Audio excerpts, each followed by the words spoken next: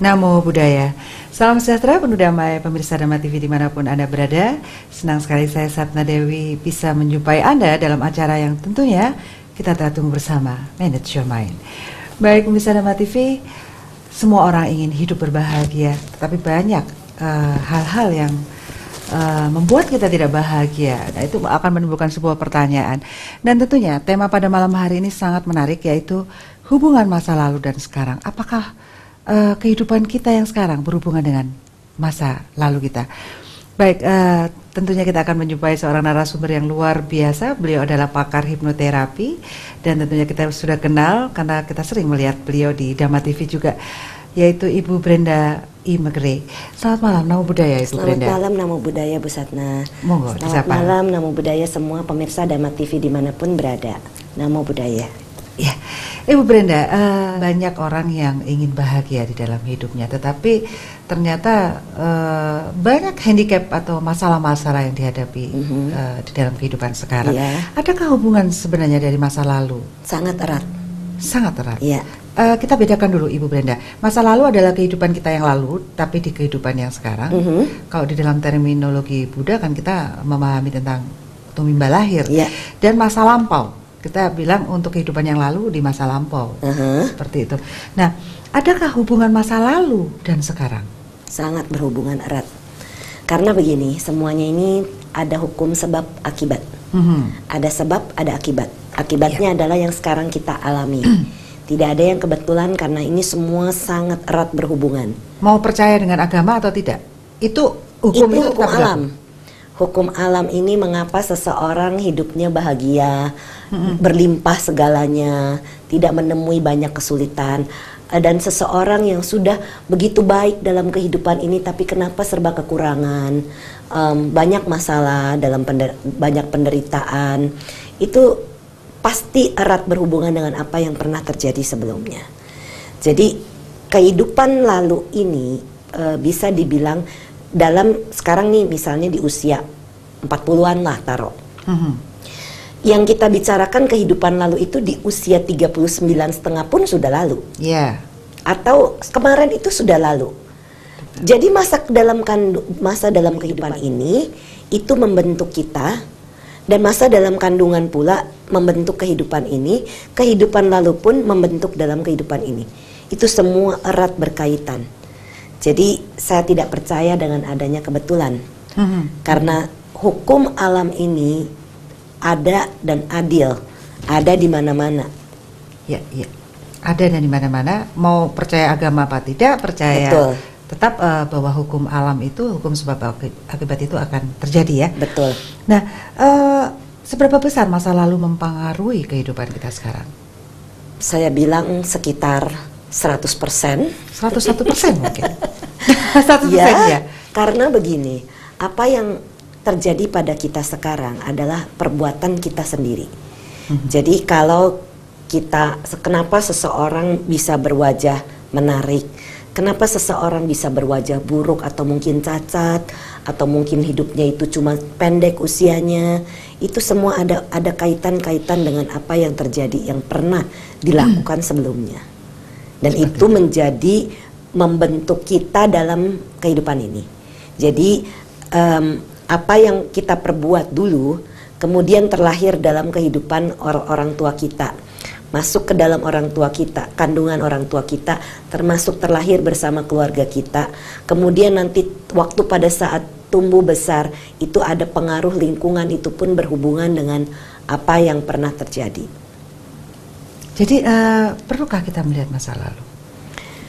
Kalau untuk memperbaiki, ya, sangat perlu. Itulah sebabnya mengapa ilmu regresi ini ada. Kalau tidak ada gunanya melihat. Untuk apa kalau cuma sekedar tahu? Saya tidak setuju dengan hanya untuk tahu, tidak ada gunanya. Tapi kalau kita bisa membuat masalah yang sedang kita hadapi ini, membuat kita menjadi lebih mengerti dan bijaksana dalam menghadapi kehidupan, dan tahu apa yang harus dilakukan untuk memperbaiki apa yang pernah kita salah, itulah fungsi arti regresi sebenarnya. Jadi sebenarnya ada proses pembelajaran. Ada prosesnya, betul. Dan Anda sebagai pembimbingnya. Iya. Di dalam sesi ini itu yang saya bimbing untuk menggali apa yang menyebabkan perasaan seseorang ini muncul. Kadang-kadang tiba-tiba ada rasa suka dengan seseorang atau membenci seseorang atau takut dengan keadaan tertentu. Itu berhubungan dengan yang lalu. Kenapa kita bisa bersama-sama dengan seseorang, itu pasti ada pembelajaran. Karena setiap orang yang kita temui itu kita belajar. Baik itu kita belajar tentang yang positif atau tentang yang negatif. Kalau kita belajar tentang yang positif, kita bisa membawa itu sebagai pembelajaran yang positif. Tapi kalau itu yang negatif, kita juga bisa melihat ini dari sisi positif pula. Oh, itu yang saya lakukan dulu sehingga sekarang akibatnya seperti ini. Begitu. Ada orang yang hidup dalam perkawinan yang lama, mungkin hampir di atas 40 tahun, tetapi mereka selalu bertentangan gitu. Tetapi selalu bersama-sama, dia tidak bisa cerai loh, Ibu Brenda. Ada yang dengan mudahnya kemudian berpisah seperti itu. Betul. Apakah ini memang ada sebuah ikatan sangat, di antara mereka? Pasti ada. Tidak ada yang kebetulan, ada yang belum selesai dulunya. Sehingga sekarang ini terlahir bersama kembali, bertemu kembali. Kadang-kadang mungkin ada janji pula. Nanti ya di kehidupan mendatang kita bersama-sama lagi jadi suami istri. Itu janji itu adalah satu ikatan yang sangat kuat, akan membawa itu dalam kehidupan. Kalau tidak mau ketemu lagi sama seseorang, jangan berjanji, jangan punya perasaan apapun. Karena perasaan itu yang akan membawa kita bertemu kembali. Kasihan pun akan menjadikan perasaan ini bertemu kembali. Kan ada seseorang, saya nggak cerain suami atau istri saya karena kasihan sama dia. Dari dulu udah kasihan, ketemu lagi. Nah itu yang berantem terus itu bisa jadi. Benar. Aku tuh nggak cinta, cuman kasihan. Nah itu, dia kasihan itu adalah satu perasaan yang mengikat mereka. Yang mengikat. Nanti ketemu lagi karena dia kasihan. Jadi kalau tidak mau ketemu lagi, itu harus perasaan itu datar. Tidak ada suka, benci, dendam, sakit hati, sayang, kasihan. Jadi kalau tidak mau ketemu jadi harus datar. Tapi orang pada sampai tingkatan datar itu, yang membuat manusia hidup itu kan karena denyutan dari suka, duka. Iya, itu memang dinamikanya. Iya, makanya berulang-ulang terlahir kembali. Kalau sudah datar gitu, apakah manusia? Manusia yang sudah mengalami pencerahan. Karena kalau belum mengalami pencerahan, tidak bisa mengalami keadaan seperti itu.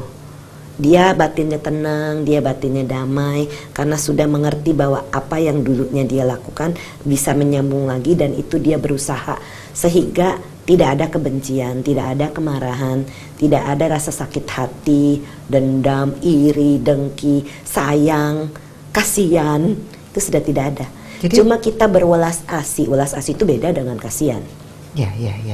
Jadi sebenarnya seseorang yang sudah mampu memahami tentang gejolak-gejolak itu dia, baru dia menata ya, baru mengerti untuk menghadapi situasi dengan bijaksana dan mengurangi bahkan melepaskan ego.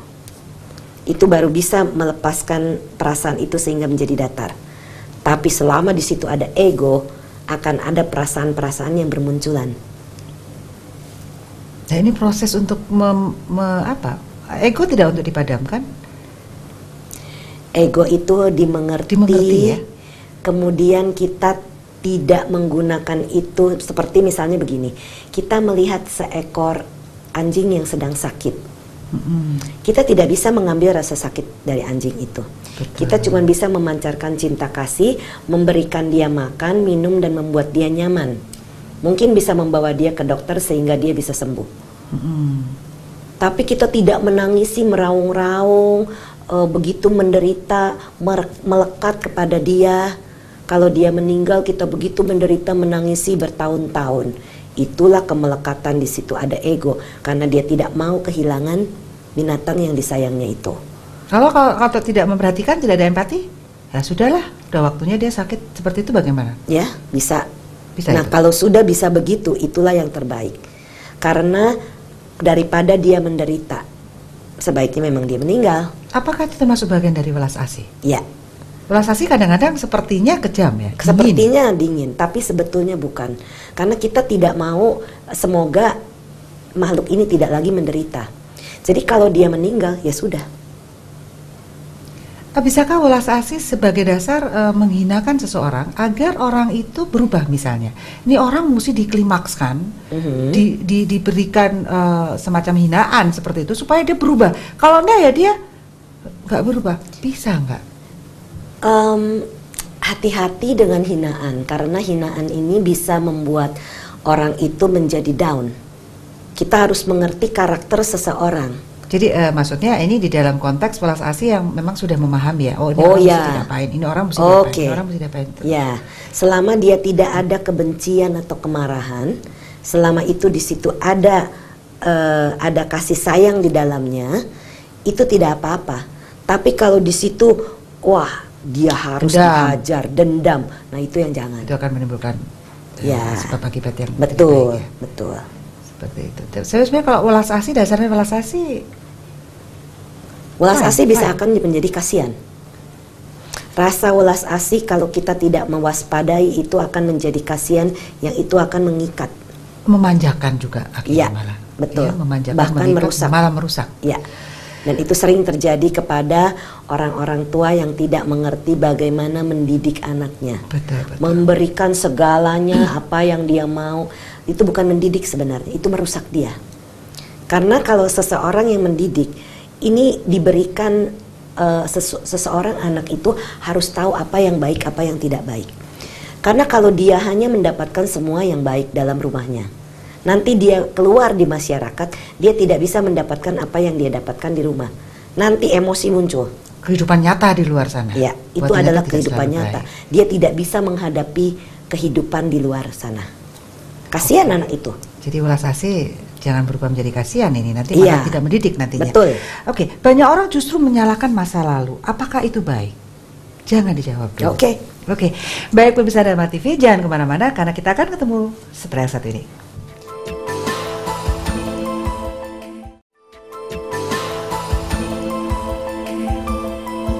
Baik pemirsa Dharma TV, selamat malam bagi Anda yang baru saja memutar channel Dharma TV.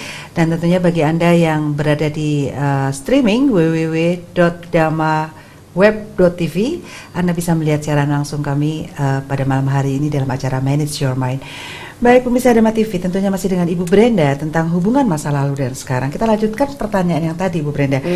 Banyak orang justru menyalahkan masa lalu, banyak sekali ini yang kita lihat. Betul.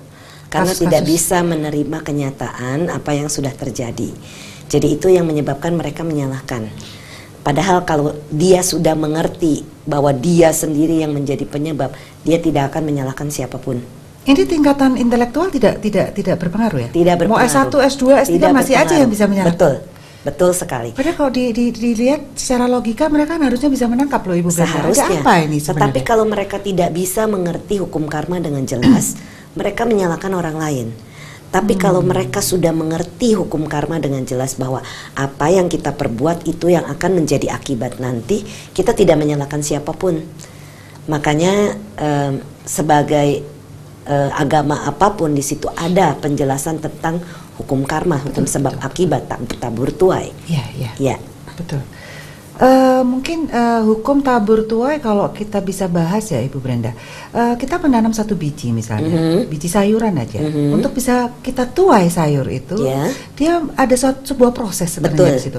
Betul. Kita harus menyiangi dari rumput mungkin, harus mengambil dari belalangnya mungkin, itu sebuah proses yang kadang kita tidak didikkan kepada anak-anak kita. Iya. Makanya untuk mengerti hukum tabur tuai atau hukum karma, saya sering mengajarkan orang tua untuk membawa anak kecil ini menanam bibit. Bibit ditanam, diberikan pupuk, diberikan matahari cukup, air, tanah yang subur, itu akan tumbuh. Tetapi jadi bikin 2 pot, 1 pot lagi sudah ditanam, didiemin. Atau mungkin tanahnya subur, tapi kita tidak berikan air, tidak berikan matahari. Apa yang akan terjadi? Dengan cara itu anak-anak bisa mengerti. Oh iya, kalau kita menanam dengan memberikan semua yang baik-baik ini akan tumbuh jadi pohon. Nanti dapat buahnya, dapat apanya.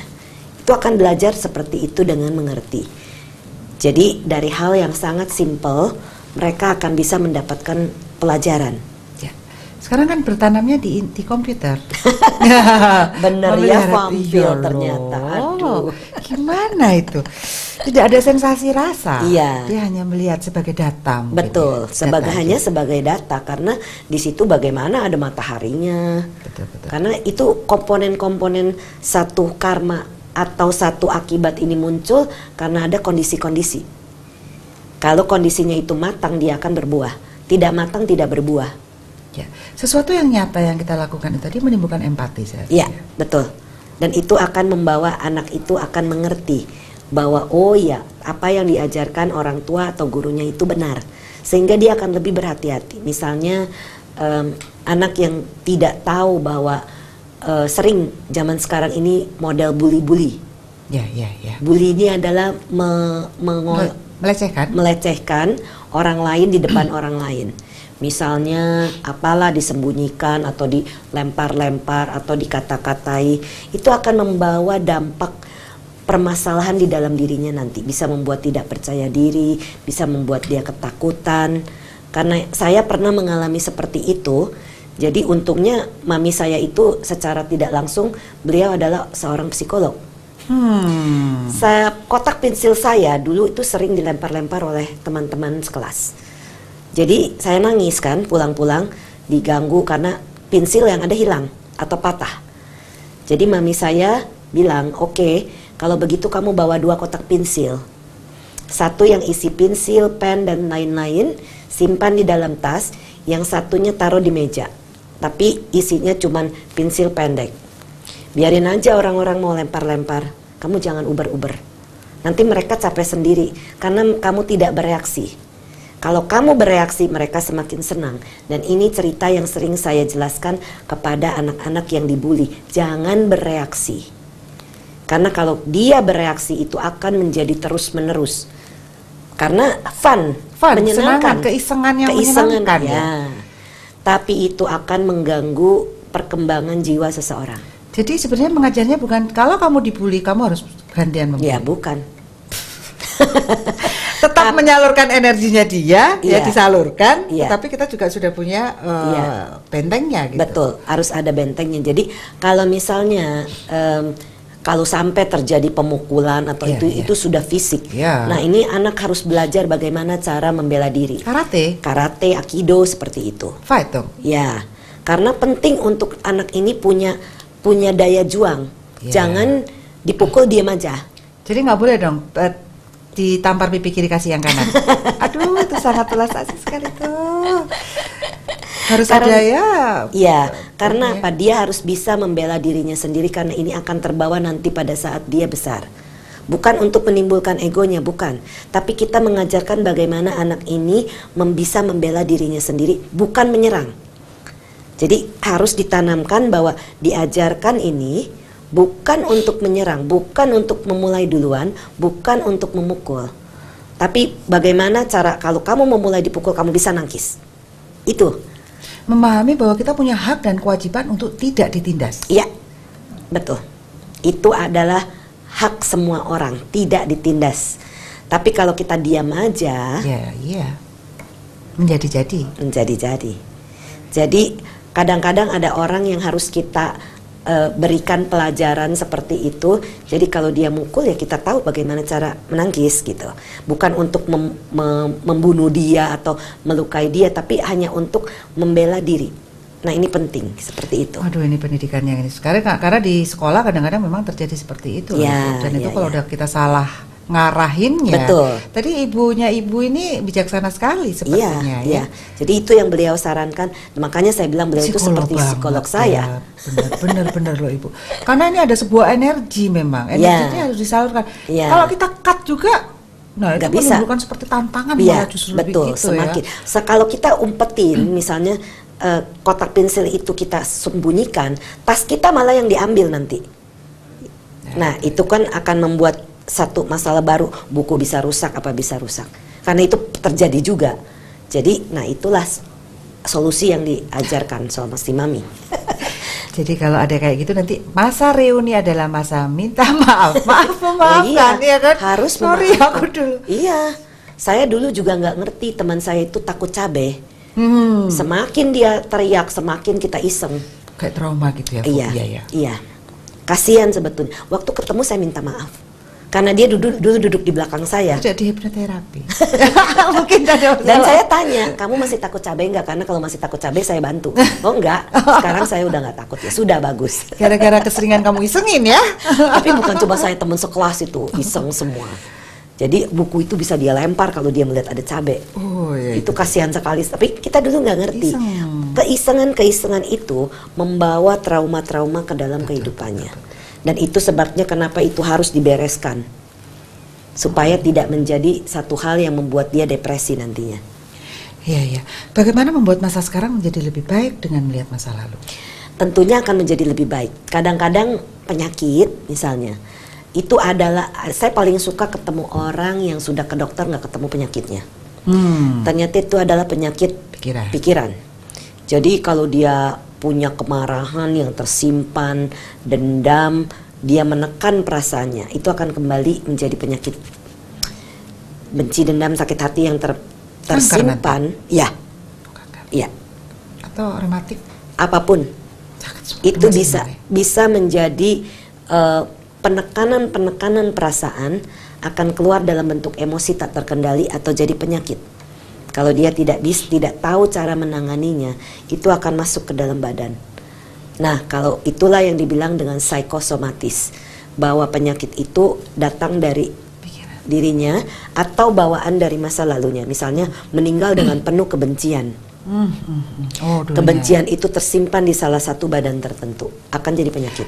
Ya, ya makanya ada anak kecil kok, misalnya dia punya sakit yang sudah parah pada waktu kecil, kanker atau tumor atau apa, sebenarnya bawaan dari masa lalunya. Ada kemarahan atau kebencian apapun yang tersimpan.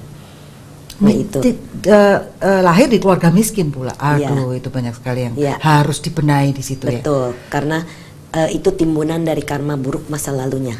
Kita tidak bisa lepas dari itu. Kita bisa membantu dia dengan menyarankan melakukan perbuatan baik. Itu yang sering saya lakukan. Kadang-kadang kalau itu kebencian dari masa lalu, dia bisa tarik dan lepaskan sendiri, sembuh dengan sendirinya. Bukan saya yang menyembuhkan, tetapi orang itu sendiri setelah mengerti bisa jadi sembuh. Jadi sebenarnya kalau ada pengobatan massal seperti itu, ternyata ada orang yang lumpuh bisa berjalan, atau tidak semuanya juga sih sebenarnya bahwa tidak semuanya bisa. Karena kadang-kadang itu memang ada masalah medis. Jadi saya tidak bisa bilang semuanya itu dari pikiran, tapi ada masalah-masalah yang ternyata bisa sembuh itu apa? Kliknya itu loh, tengnya itu, karmanya pada saat itu ya. Betul. Memang waktunya itu sudah matang dan memang itu masalah dari pikirannya, dia bisa sembuh dengan sendirinya. Jadi bukan klinik ya? Bukan. Itu bukan klinik. Secara hukum energi bisa diterangkan. Betul. Karena ada energi-energi yang stuck di dalam dirinya, yang nyangkut di dalam dirinya ini. Nah ini yang harus dilepas. Dan yang keyakinan, sugesti yang diberikan pada saat itu kan seperti hipnotis. Iya, ya kan? Yang dilakukan oleh seorang pemuka. Iya, betul. Itu dia terbuka ya. Itulah sugesti sebetulnya.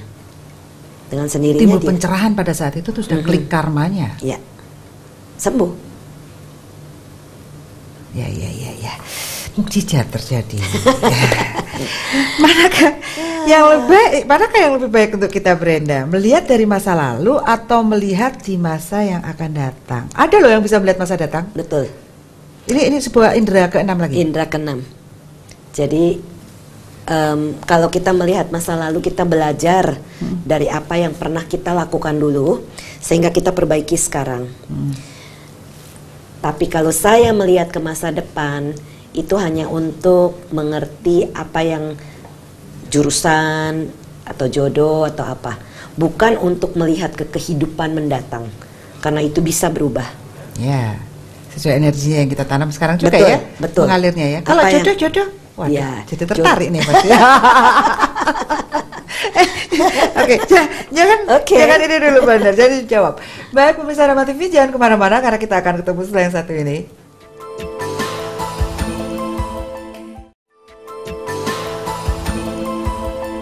Baik, Misa Dhamma TV, saat malam Anda yang berada di Tulungagung, Kediri, Blitar, Jombang, dan dimanapun Anda berada pada saat malam hari ini.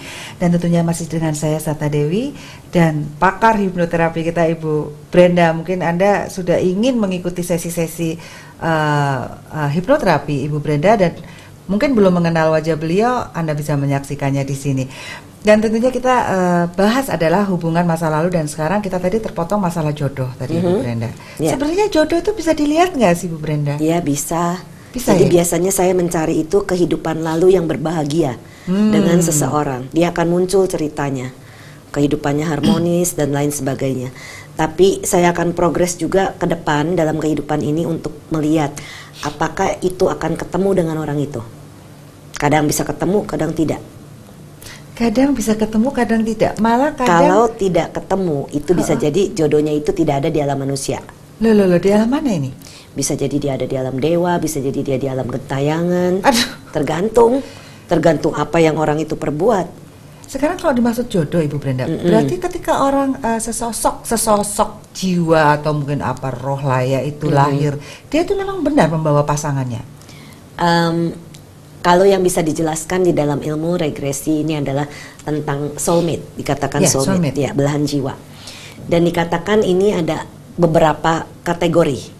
Jadi kita dengan orang tua kita pun adalah soulmate.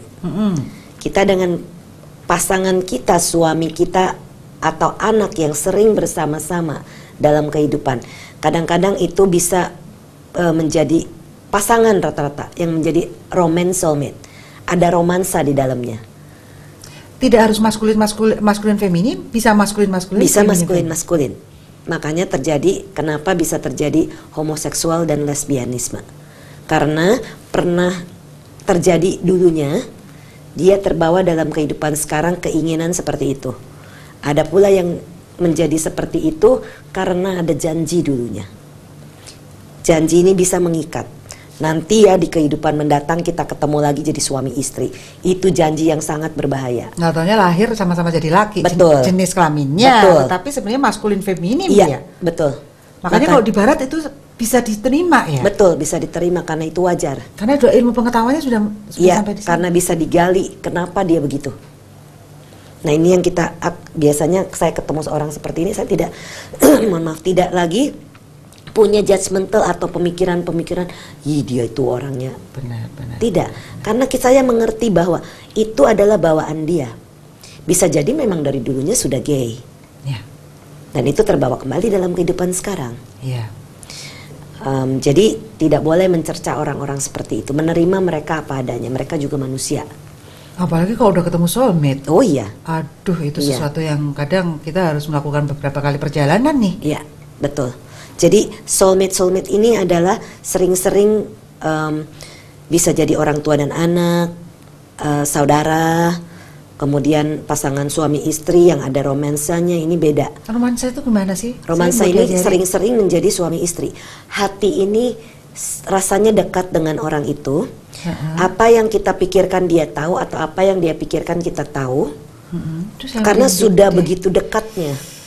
Perasaan ini sudah dekat sekali, jadi sepertinya dia bisa membaca pikiran kita bisa membaca pikiran dia. Sepertinya seperti itu. Saking dekatnya. Tahu sama tahu. Mengerti. Mengerti banget. Betul. Jarang sekali bisa bertemu seperti itu, tapi kalau bertemu luar biasa bahagianya. Saya bahagia. Aduh, luar biasa sekali ya. Jadi jangan khawatir kalau misalnya, nah ini terapi untuk mencari jodoh ini bagi orang yang belum menemukan jodoh tentunya bisa ya dilakukan ya. Saya biasanya mencari apa yang menyebabkan dia ini menjadi berat jodoh. Karena ada perbuatan-perbuatan di kehidupan lalunya yang membuat dia berat jodoh. Oh, ada yang seperti itu. Misalnya apa? Contohnya adalah kalau dia seorang sering yang ketemu berat jodoh ini karena dia sering mempermainkan, misalnya seorang raja atau seorang pangeran punya selir. Nah, dia dalam kehidupan sekarang bisa jadi dipermainkan pula seperti itu. Selir artinya tahu nggak, Brenda? Apa itu? Diseseli pas ngelilir. Apa itu? Diseseli pas ngelilir. Ini bahasa Jawa. Oh, maaf. Iya. Ini dari Jakarta soalnya, anak Jakarta ini ya. Aduh, itu sangat tidak beradab sekali sepertinya. Iya, jadi itu bisa berat jodoh di sini. Iya, dan kadang-kadang kalau dia banyak melakukan pembunuhan, misalnya sering-sering nelayan, itu bisa membuat berat jodoh, sering bisa membuat dia sulit mendapatkan keturunan. Jadi kalau saya sudah tahu seperti ini, kalau kebetulan ada pemirsa yang kebetulan punya profesi seperti itu, berusaha untuk mengganti profesinya. Karena itu akibatnya akan dialami oleh dia sendiri. Terlepas dia mau percaya atau tidak percaya. Ya.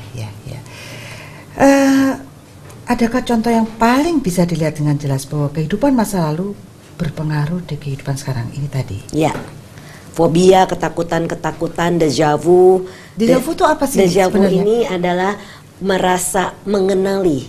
Jadi kita kalau bertemu dengan seseorang, orang ini belum salah sama kita, tapi rasanya udah dongkol aja tidak suka dengan orang ini.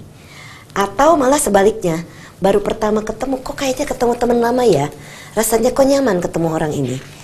Atau kalau kita baru pertama pergi ke satu tempat, saya tahu nih tempat ini, sudah pernah ke sini. Dan kita tahu jalan-jalannya, itu adalah déjà vu atau déjà vu situasi seperti ini. Mungkin dulu di kehidupan lalu kita pernah berbicara seperti ini sehingga kita pernah nih ngomong begini nih, tapi nggak ingat di mana. Saya merinding lagi nih. Ya. Itu adalah déjà vu dan itu adalah salah satu bukti bahwa kehidupan lalu itu ada. Kemudian ketakutan-ketakutan yang tidak wajar itu pasti berasal dari masa-masa yang lalu.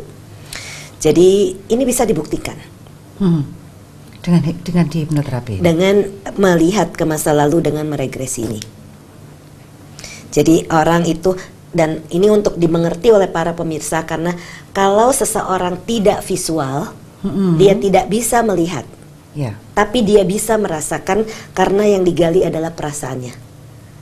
Jadi ada orang yang bukan visual, orang itu adalah orang-orang auditori, sensitif dengan pendengaran atau perasaan kinestetik. Mereka sulit untuk melihat karena tidak bisa membayangkan. Tapi orang-orang visual akan melihatnya seperti cuplikan gambar atau seperti film. Jadi beda, setiap orang itu berbeda. Dan tidak boleh dianalisa karena kalau mulai menganalisa itu bisa menutup. Maksudnya menganalisanya gimana? Bener apa enggak ya? Nih, apa ya yang saya lihat ini? Apakah saya menghalusinasi seperti itu? Karena pemikiran-pemikiran seperti itu bisa muncul. Ya, ini mikir kan lihat sambil menimbang-nimbang. Betul. Karena yang saya sarankan makanya melihat itu seperti cerita aja. Gambar aja lewat. Gambar aja gitu yang lihat atau merasakan sesuatu. Tidak usah pakai dikomentari. Karena orang-orang yang suka menganalisa, berpikir menganalisa ini tidak akan keluar ceritanya. Jadi dia cuma melihat potongan-potongan gambar tapi tidak mengerti karena dia mulai menganalisa. Membuat gap sebenarnya, membuat gap ya. Iya. Jadi tidak boleh dianalisa. Tidak mudah memang. Tidak mudah memang. Ya. Karena pikiran kita selalu menganalisa. Iya. Nah itulah ada caranya, dengan narik nafas dia akan rileks lagi. Nah ini harus dibawa rileks dulu baru ini bisa digali. Ingatan-ingatan ini bisa digali. Tapi kalau dia takut, ragu-ragu menganalisa ini bisa menutup. Dan ini biasanya saya jelaskan sebelum mulai sesi. Supaya orang itu paham. Karena kalau bisa terjadi kesalahpahaman, rasanya saya belum dihipnotis. Saya cuma bertanya begini, itu sudah lolos tes, padahal saya melakukan tes. Dan dia bisa mengeluarkan air mata, dia bisa tersentuh, bisa seperti itu, terbawa emosinya. Itu adalah bagian-bagian dari apa yang nyata sebenarnya. Tapi logika ini kalau mulai bermain ini tidak mau keluar. Betul. Sama seperti indera keenam, kalau logikanya mulai bermain indera keenam tidak keluar. Seperti itu kira-kira. Kita membuat gap itu sendiri ya sebenarnya. Ya. Begitulah kehidupan yang ternyata trauma-trauma tidak bisa berhasil diselesaikan itu ya. Iya, betul sekali. Apakah mimpi yang muncul juga penggambaran masa lalu atau masa depan atau memang tak mempunyai arti? Ada yang bilang bunganya tidur. Mimpi itu begini, jadi mimpi itu muncul di dalam keadaan theta. Ada 5 kesadaran atau gelombang otak yang bisa dijelaskan. Gamma itu adalah punyanya arahat, kesadaran yang sangat tinggi. Tapi jarang sekali orang di sana. Biasanya ada di beta, keadaan sekarang. Di dalam level hipnosis itu adalah level alfa. Beta alfa. Beta alfa. Bukan alfa beta ya, ini dibalik ya. Ya, ini dari beta alpha. Kita bawa rileks ke alfa. Okay. Ingatan bisa digali, nanti melakukan tes hipnosis pun di sini. Itu mimpi keluar di level theta. Kejadian yang pernah terjadi kemarin 10 tahun yang lalu, 10 kehidupan yang lalu bisa keluar lewat mimpi, atau kalau indera keenamnya bekerja dengan baik itu pun akan keluar di level theta. Jadi ada tersimpan di dalam memory of datanya itu. Iya, ada. Dan tertidur pulas ada di delta. Kalau sudah di delta tidak ada ingatan yang muncul. Jadi kalau masih mimpi-mimpi itu artinya tidurnya tidak pulas. Kalau tidurnya pulas tidak ada ingatan apapun yang keluar. Saya jarang mimpi. Iya, bagus. Artinya kualitas tidurnya bagus. Kan tidak terjadi pembersihan. Siapa bilang itu pembersihan? Oh, belum tentu ya? Belum tentu. Aduh, itu pembersihan. Jadi saya semakin ingin tahu. Sebentar, Brenda. Baik, jangan kemana-mana, masih pengen tahu tentang mimpi. Kita akan kembali setelah satu ini.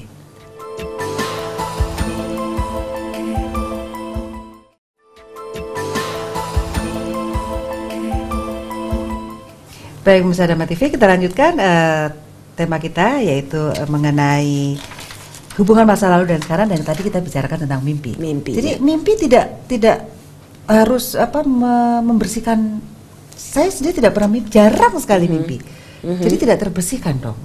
Masa lalu saya belum pernah mendengar mimpi itu untuk membersihkan sesuatu. Jadi mimpi itu apa sih sebenarnya? Mimpi itu adalah ingatan-ingatan yang muncul, ingatan yang pernah terjadi. Misalnya kita ulangan, gak lulus, itu akan keluar lagi mimpi-mimpi. Tiap mimpi itu adalah mimpi dari ulangan yang ketakutan bawaannya karena tidak lulus atau pernah tidak naik kelas. Itu ingatan-ingatan semua yang keluar di sana di dalam mimpi. Jadi lupa itu sebenarnya apa? Saya orangnya lupaan nih. Bagus dong kalau lupaan. Udah nggak traumaan gitu loh maksudnya. Ada baiknya, ada tidak baiknya. Kalau lupa untuk melepaskan trauma-trauma itu bagus. Tetapi kalau lupa naruh barang, lupa itu tidak bagus. Tidak baik. Pikun namanya. Jadi ada baiknya, ada tidak baiknya. Yang baik adalah mengingat apa yang kita lakukan dengan mengetahui, yaitu eling dan waspada itu. Itu adalah di situ ada kewaspadaan, ada kesadaran di sana kita mengetahui apa yang kita lakukan. Karena kalau kita tidak tahu, mungkin udah sabunan, udah mandi, tapi nggak inget tadi udah sabunan belum ya. Ini pernah terjadi pada saya sebelum saya melatih. Setelah melatih tidak pernah terjadi lagi karena tahu apa yang dilakukan. Nggak sadar tadi. Iya. Tidak ada kesadaran. Brenda, di Jawa itu ada banyak sekali mimpi-mimpi yang katanya tafsir mimpi. Itu apakah benar sih sebenarnya? Bisa. Tanggalnya gigi, ada yang mau meninggal. Itu dari mana sebenarnya? Ya itu kan turun temurun. Apa itu sesuatu titan-titan ya? Apa ilmu titan-titan itu ilmu pembelajaran? Oh, kalau mimpi ini kok ternyata yang meninggal ya, terus akhirnya diturunkan Iya, gitu.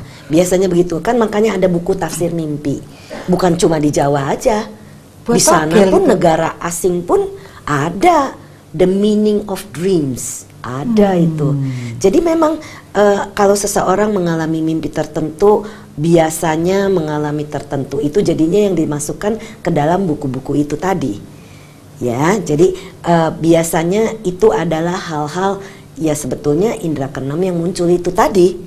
Misalnya mimpi dipatok ular, nanti katanya ketemu jodoh. Oh, dilamar. Iya, seperti itu.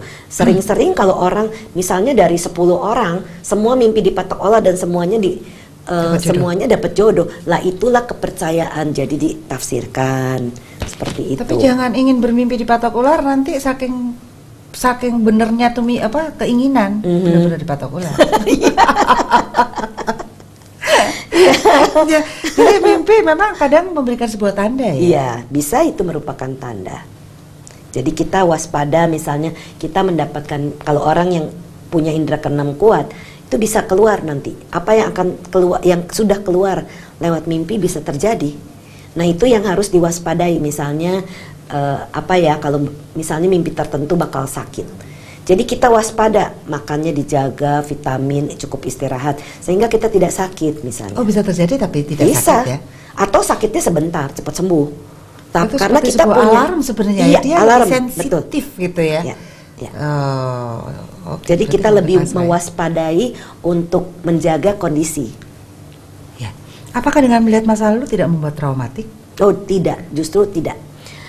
Kalau dilakukan dengan seorang terapis yang betul belajar dan mengerti caranya, itu akan merupakan satu healing, penyembuhan. Tetapi kalau itu dilakukan dengan seorang yang tidak belajar, tapi cuman melihat atau dia cuman baca-baca buku dan dia praktek, nggak tahu bagaimana caranya, itu bisa jadi trauma. Betul. Karena itu pernah terjadi, orang cerita pada saya, Bu bisa ngeberesin nggak? Orangnya jadi gila loh. Saya bilang cari orangnya lagi, harus dia yang membereskan karena mungkin yang terjadi adalah mengalami trauma cepat dikembalikan. Tidak boleh. Harus mengerti mengapa dia mengalami trauma itu. Jadi kita melewati itu, mengerti. Itulah terapi yang sesungguhnya. Bukan setelah melihat itu dikembalikan ke masa sekarang. Jadi trauma beneran. Oh, saya pernah itu. Oh pernah? Oh pernah. Dan itu seolah-olah saya sudah di sini, saya masih perasaan saya masih ada di masa lalu itu, dan dengan kesel gitu. Ya. Karena belum dilepaskan energi itu. Harus melepas, harus mengerti kenapa menjadi trauma seperti itu. Apa yang menyebabkannya, mundur atau maju, itu bisa. Seperti time tunnel sebetulnya.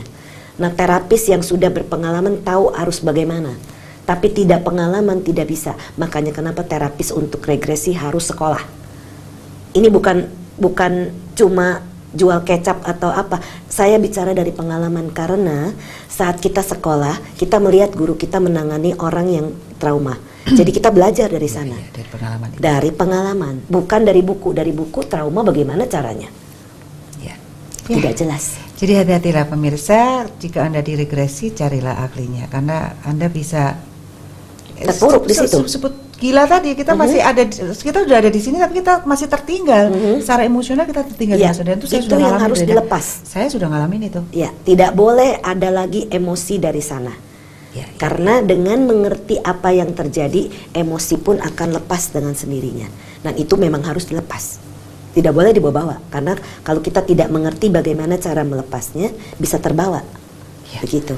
Adakah contoh bahwa seorang menjadi lebih baik setelah mengetahui masa lalunya dan memang menunjukkan hubungan masa lalu dan sekarang? Mungkin ada contoh-contoh cerita. Contoh pribadi deh ya. Oh, pribadi aja lebih enak ya. Lebih. Contoh pribadi. Iya betul. Sebelum saya mengerti tentang regresi, saya itu dari dulu punya penolakan terhadap laki-laki. Jadi ada teman laki-laki datang mendekat atau pacar, calon pacar apapun, saya pasang benteng lah. Ya naksir pokoknya ya. Langsung dibenteng. Ya, pokoknya pasang benteng. Pernikahan pertama saya gagal juga salah satunya karena itu. Kemudian setelah saya mempelajari teknik regresi dan saya sekolah, saya pengen tahu apa yang menyebabkan saya ini punya penolakan pada laki-laki. Ternyata di kehidupan lalu saya pernah diperkosa oleh orang yang sama. Karena saya melihat matanya. Untung tidak ketemu lagi dalam kehidupan sekarang, karena mestinya hukum karma itu sudah selesai. Karena saya pernah memperkosa dia dulunya. Nah, ini dia hubungan sebab akibat ya. Hubungan sebab akibat yang sangat erat. Dan pada saat itu suami saya yang sekarang baru kenal sama saya. Jadi saya kan tidak mau melepaskan ini. Pikir saya nih masih ada egonya. Mudah-mudahan ini bisa jadi suami yang baik, dan ternyata memang dia jadi suami yang baik. Jadi setelah saya melepaskan energi-energi kemarahan dan dendam itu, hubungan saya dengan suami saya sangat baik sekarang.